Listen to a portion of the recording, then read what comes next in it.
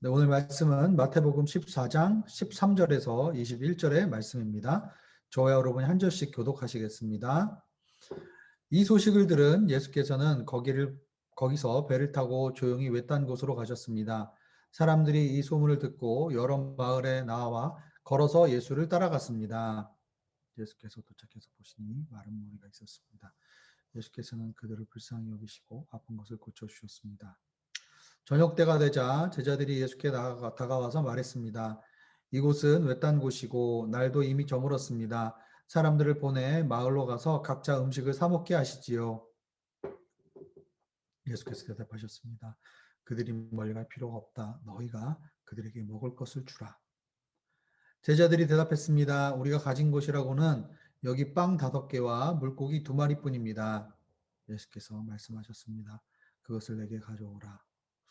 예수께서는 사람들에게 풀밭에 앉으라고 말씀하시고 빵 5개와 물고기 2마리를 들고 하늘을 우러러 감사기도를 드리신 후 빵을 떼셨습니다. 그 후 예수께서는 그 빵 조각을 제자들에게 나눠주셨고 제자들은 사람들에게 나눠 주었습니다. 모든 사람들은 배불리 먹었습니다. 제자들이 남은 빵 조각을 거두어보니 12바구니에 가득 찼습니다. 함께 읽겠습니다. 시작. 먹은 사람은 여자와 아이들 이외에 남자만 5,000명쯤 됐습니다. 아멘. 네, 구약에 보면은 요제라는 제사가 있습니다. 이렇게 하나님 앞에 흔들어서 제물을 바치는 제사가 있는데 그 요제 제사에 보면은 누룩을 넣은 빵을 주님 앞에 바치는 그러한 내용이 나옵니다. 아울러서 성막이나 또 구약의 성전에서 보면 매주마다 12개의 거룩한 빵을 주님 앞에 바쳤습니다. 매주 그것을 이렇게 새 것으로 교체를 해야 했습니다. 이스라엘 백성이 광야 생활을 할 때 하나님께서는 매일마다 만나를 공급해 주셨습니다. 그리고 우리는 구약에서 그것을 생명의 떡이라고 불렀죠. 아마 이러한 구약에서의 이 유교병, 이 떡을 하나님으로부터 받은 이러한 일들은 결국은 하나님께서 우리의 삶 속에서 우리의 필요를 채워주시고 또 우리를 먹이시고 우리와 함께 하시는 그러한 주님이심을 우리에게 가르쳐 주시는 그러한 의미라고 생각이 되어집니다. 그리고 이스라엘에서는 또 유월절 절기가 있죠. 이 유월절 절기 바로 직후에 또 무교절이라는 절기를 같이 지키는데 거기에 보면 이 무교절 기간에는 누룩을 넣지 않은 무교병을 먹었습니다. 이 무교절은 이집트의 노예 생활로부터 벗어나게 하신 그 하나님의 구원을 기념하며 누룩을 넣지 않은 빵을 먹었던 것이죠. 어떻게 보면 이 누룩을 넣지 않았다는 것은 인간의 노력이나 인간의 힘이 아니라 하나님께서 유일하게 우리의 구원자가 되심을 상징하는 그러한 부분이 아니었을까라는 생각을 해보게 됩니다. 결국은 이 무교절에 무교병을 먹었던 것은 하나님이 우리의 구원의 하나님이 되신다는 것을 우리에게 상징해 줍니다. 이렇게 구약에서 여러 가지 이 떡을 먹었다는 것이 굉장히 중요한 영적인 의미를 우리에게 가지고 있다는 것을 우리가 알 수가 있는 것이죠. 이제 사복음서에서 오늘 저희는 오병이어의 기적을 이제 묵상하게 됩니다. 이 오병이어의 기적은 마태, 마가, 누가, 요한복음 모든 사복음서에 등장하는 그러한 기적입니다. 어떻게 보면은 이 복음서의 저자들이 굉장히 다 중요하게 영적으로 다루고 있는 기적이라고 볼 수가 있죠. 그냥 외딴 곳에 떨어져 있던 사람들의 배고픔의 필요를 그냥 예수님께서 기적적으로 많은 사람들을 먹이셨다.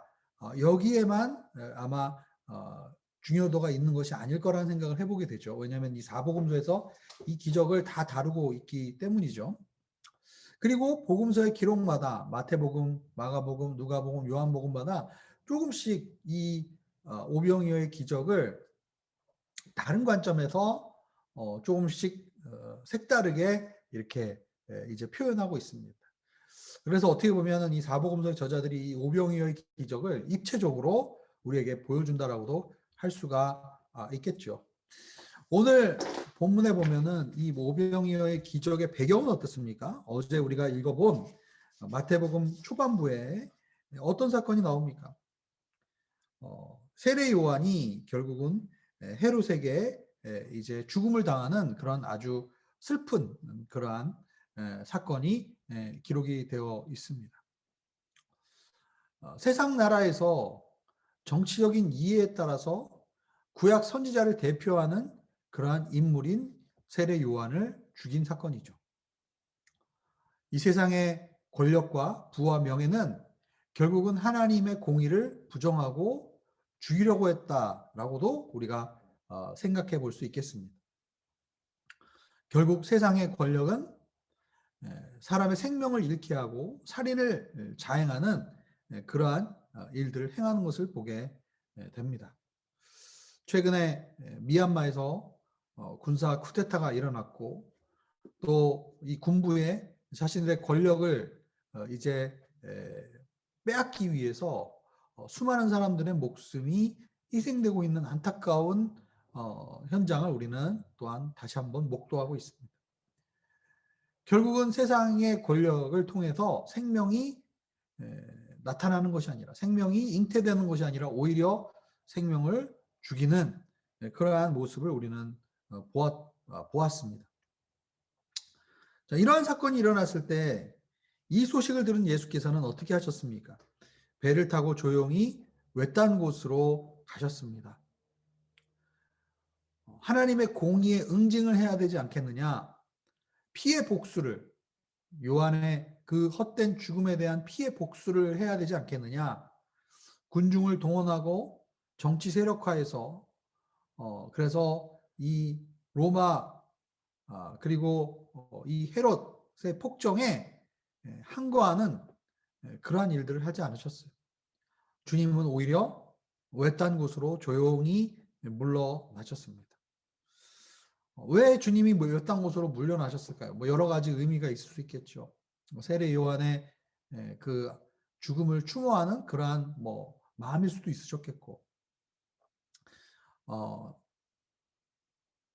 하나님 앞에 이제 자신의 죽음을 또 준비하며, 어떻게 보면 세례 요한의 죽음이 예수 그리스도의 십자가의 고난과 죽음을 또 예표하는 또 하나의 사건으로도 볼 수 있기 때문에 주님께서는 조용히 기도하시면서 하나님 앞에 그 시간을 이제 기도하면서 보내고 싶으셨을 수도 있을 것입니다.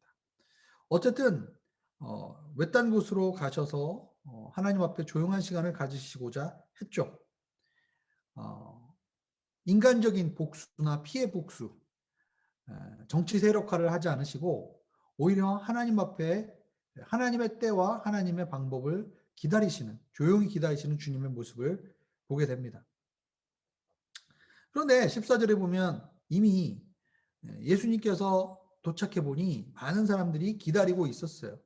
예수님께서 이제 어디로 이동하신다는 소문을 듣고 사람들이 앞서서 벌써 예수님을 기다리고 계셨던 것입니다. 예수님께서는 그들을 귀찮다고 쫓아내시거나 그들을 마다하지 않으시고 그들을 불쌍히 여기시면서 아픈 곳을 계속 고쳐주십니다. 언제까지요? 15절에 보면 저녁 때가 될 때까지 그렇게 하셨다라고 이야기하고 있습니다. 마태복음 10장에 예수님께서 전도 여행을 제자들에게 전도 여행을 보내실 때도 마태복음 9장 후반부에 보면 사람들을 보시면서 목자 없이 방황하는 그 백성들을 보시고 정말 그들을 긍휼히 여기시고 그들을 불쌍히 여기셨습니다. 그때도 영적 양식을 제자들을 통해서 나누시는 그 사역의 현장 전에 예수님의 마음이 어떠했는가? 정말 그들을 불쌍히 여기시고 그들을 사랑하시는 그 하나님의 마음을 우리는 동일하게 예수 그리스도의 마음을 통해서 볼 수가 있는 것이죠. 제자들이 예수님께 다가와서 말합니다. 15절에 보면 이곳은 외딴 곳이며 날도 저물었습니다. 사람들을 보내 마을로 가서 각자 음식을 사 먹게 하시지요 라고 얘기했습니다. 어떻게 보면은 이 제자들의 반응은 매우 합리적이고 매우 상식적인 그러한 반응이라고 볼 수가 있어요. 요한복음에 보면 빌립은 정말 엄청나게 계산이 빠르죠. 아마 백성들이 조금씩만 먹더라도 최소 200데나리온의 재정이 들 것이다 라고 계산을 빨리 해냅니다. 어떻게 보면은 우리의 삶이 어떤 인생의 문제가 일어나면 우리에게 습관적으로 우리가 반응하는 것은 무엇입니까? 내가 가진 재물, 내가 가지고 있는 시간, 내가 가지고 있는 인맥, 내가 할 수 있는 그런 범위가 여기까지다. 그것을 너무나 빨리 이제 계산하는 것이 우리의 사실은 모습이라고 볼 수가 있습니다. 그런데 16절에 보면 뭐라고 예수님께서 그 제자들의 이제 제안에 뭐라고 말씀하십니까? 그들이 멀리 갈 필요가 없다. 너희가 그들에게 먹을 것을 주라. 너희가 그들에게 먹을 것을 주라. 왜 예수님께서는 제자들에게 너희가 그것을 먹이라고 하셨을까요?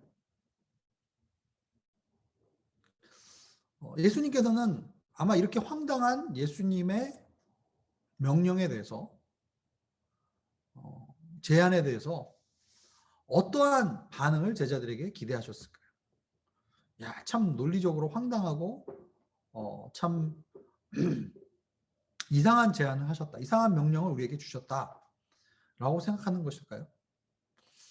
여러분, 하나님의 나라의 비유에 대해서 우리는 계속 지금 마태복음 13장에서 공부를 해왔는데 하나님의 비유를 이해하는 데 있어서도 그 비유에 대한 우리의 반응이 굉장히 중요했죠. 우리는 그 비유를 우리 스스로의 경험과 생각과 판단으로 이성으로 이해할 수가 없었습니다. 그렇기 때문에 예수님께 더 가까이 나와서 예수님께 묻고 예수님과 깊은 관계를 통해서 우리는 비유를 이해할 수 있었습니다. 예수님께서 생명의 떡을 나눠주시는 하나님 나라의 생명의 잔치, 즉 세례 요한 그 헤롯과의 죽음의 그 피 흘림의 현장이 아니라 그것과 반대로 오히려 세상 권력이 주지 못하는 하늘로부터 오는 생명을 나눠주시는 그 현장 가운데 우리에게 무엇이 필요하다는 거예요? 예수님의 말씀에 대한 우리의 반응이 중요하다라는 것이죠. 예수님은 결국은 믿음으로 주님께 더 가까이 나오는 자들에게 하늘의 생명의 떡을 나누시는 그 생명 나눔의 현장에 우리가 함께 통로가 되기를 원하시지 않았을까라는 생각을 하게 됩니다. 이것에 대한 제자들의 반응은 어떻습니까? 우리가 가진 것이로는 빵 5개와 물고기 2마리뿐입니다. 요한복음에서는 그 안드레라는 제자가 소년을 데리고 오죠. 그러면서 이 소년에게 가진 보리떡 5개와 물고기 2마리를 전하면서 이렇게 이것이 있기는 하지만 얼마나 도움이 될 수 있겠습니까? 이렇게 이야기합니다. 물론 때로는 우리가 예수님께 나아올 때 예수님 앞에 우리가 얼마나 가진 것이 없고 얼마나 부족하고 우리가 얼마나 연약한지에 대해서 우리가 주님께 우리의 모습을 정직하게 고백하고 알릴 필요가 있습니다. 그러나 사실은 주님께서는 우리가 지금 처해 있는 상황과 우리의 한계점을 주님께 아뢰는 것 이상으로 하나님께서 우리에게 가르치고자 하시는 것이 있습니다. 18절과 19절에 보면 그것을 내게 가져오라 라고 말씀하셨고 그리고 예수님께서는 사람들을 풀밭에 앉으라고 말씀하셨습니다. 그리고 빵 5개와 물고기 2마리를 드시고 하늘을 우러러 하늘을 바라보시며 감사 기도를 하셨고 그리고 감사 기도 후에 빵을 떼시기 시작했습니다. 그리고 그 빵 조각 기적적으로 생명이 나누어지는 그 빵 조각들을 직접 나눠주는 사람들을 이렇게 그룹핑을 해서 풀밭에 앉히게 한 다음에 그 그룹핑한 사람들에게 그 빵을 떼어서 전달하는 그 일을 제자들에게 이제 담당하게 하셨다라는 겁니다.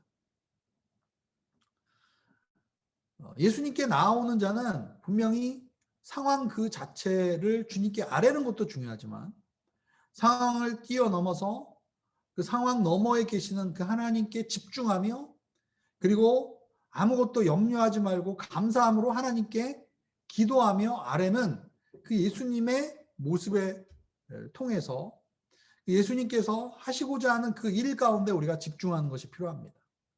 주님이 그들을 바라보시며 어떻게 느끼시는가?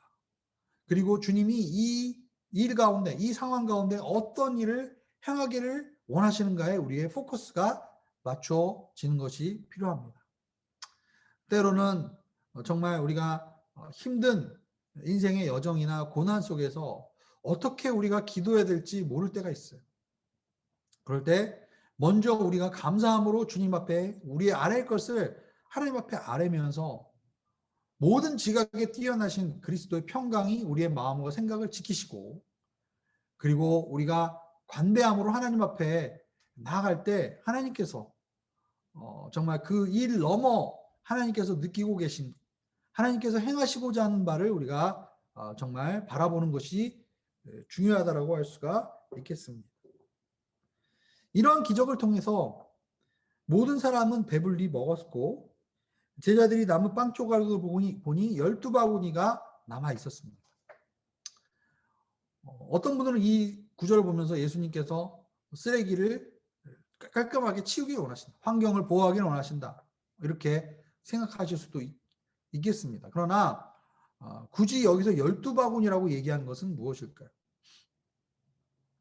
학자들은 이 부분을 보면서 12개, 12이라는 숫자가 구약의 12지파 그리고 12제자 하나님의 백성을 나타낼 때 상징하는 숫자가 12이라는 숫자죠. 즉 주님께서 빵이 핵심이 아닙니다. 여기서는 빵이 핵심이 아니라 빵을 통해서 공급되어지는 생명 즉 예수 그리스도를 통해서 우리에게 공급되는 그 생명이 하나님의 사람들, 하나님의 백성들에게 온전히 공급되어지는 것을 상징적으로 보여주시는 그러한 사건이다라고 해석을 합니다. 실제로 먹은 사람은 여자와 아이들 이외에 남자만 5천 명이 떡을 먹었어요. 즉 이것은 무슨 말입니까? 거의 10,000명이 되는 사람이 이제 이 예수님의 생명에 이 나누는 형장 가운데 함께 있었다라는 것을 우리는 알게 됩니다.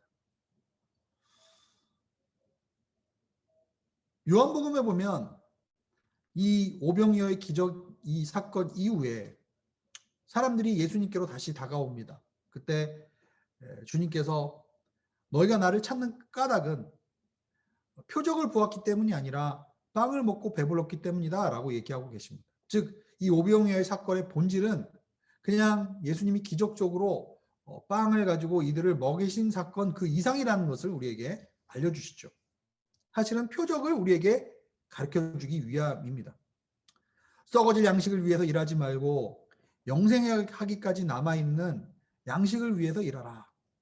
인자가 너에게 이 양식을 줄 것이다. 아버지께서 인자를 인정하셨기 때문이다. 요한복음 6장 27절에 나오는 말씀입니다. 썩어질 양식을 위해서 일하지 말고 썩지 않을 영생하기까지 남아있을 양식을 위해서 일하라. 즉 12바구니에 남은 간식 즉 우리의 그냥 배고픔을 채우는 것으로 끝나지 않고 12바구니가 남았다라는 거죠. 영생하기까지 남아있는 양식을 위해서 일하라. 그러니까는 사람들이 묻습니다. 그러면 우리가 무엇을 하는 게 하나님의 일입니까? 그러니까 요한복음 6장 29절에 보니까 예수님께서는 하나님의 일은 하나님께서 보내신 분을 믿는 것이다. 결국은 이렇게 영생하기까지 남아있는 이 생명의 양식을 우리가 취하는 방법은 결국 하나님께서 보내신 예수 그리스도를 믿는 것이 영생을 위해서 일하는 것이다 라고 말씀하고 계십니다. 나중에 요한복음 6장 30절 이하에 보면은 내가 진실로 진실로 너에게 말한다. 하늘에서 빵을 내려준 분, 즉 만나를 통해서 사실은 만나를 통해서 하나님께서 보여주시고자 했던 기적은 무엇입니까? 모세를 바라보는 것이 중요한 것이 아니라 모세를 통해서 빵을 주셨지만 결국은 그 빵을 매일매일마다 우리에게 공급해 주시는 분은 하늘로부터 오는 참된 빵을 하나님께서 모세를 통해서 공급해 주신 사건이다. 하나님의 빵은 하늘에서 내려와 세상에 생명을 주시는 것이다 라고 말씀하고 있습니다. 즉 오병이어의 사건은 결국은 예수 그리스도를 통해서 이 땅 가운데 주실 영원한 생명, 하늘로부터 내려오는 참된 생명의 빵, 구약에서 얘기했던 무교절에 우리에게 주셨던 그 구원의 빵, 결국은 우리에게 구원을 베푸시는 그 하나님의 그 마음, 인간의 한계, 인간의 연약함, 인간의 죄악을 통해서 우리는 결국 죽음에 이를 수밖에 없지만 그 한계를 뛰어넘어서 우리에게 생명의 빵을 공급하시는 그 하나님을 또한 우리에게 가르쳐 주시는 그러한 놀라운 하나님의 표적의 사건이라고 볼 수가 있겠습니다. 오늘 말씀을 기억하면서 우리가 함께 기도하며 나아가도록 하겠습니다. 첫 번째 기도 제목은 세상의 혼돈 속에서 주님 앞에 홀로 시간을 가지는 믿음의 사람이 되게 하소서. 두 번째로 나의 한계 상황을 만났을 때 믿음으로 문제 너머에 계시는 주님을 보게 하시고 주님의 마음을 알게 하시며 주께서 행하실 일을 기대하게 하소서. 생명의 떡이신 주님께 생명의 근원이 있음을 알게 하시고 생명을 나누며 전하는 삶을 살게 하소서. 우리 이 세 가지 기도 제목을 가지고 함께 우리가 이 시간에 한 목소리로 기도하며 나가겠습니다.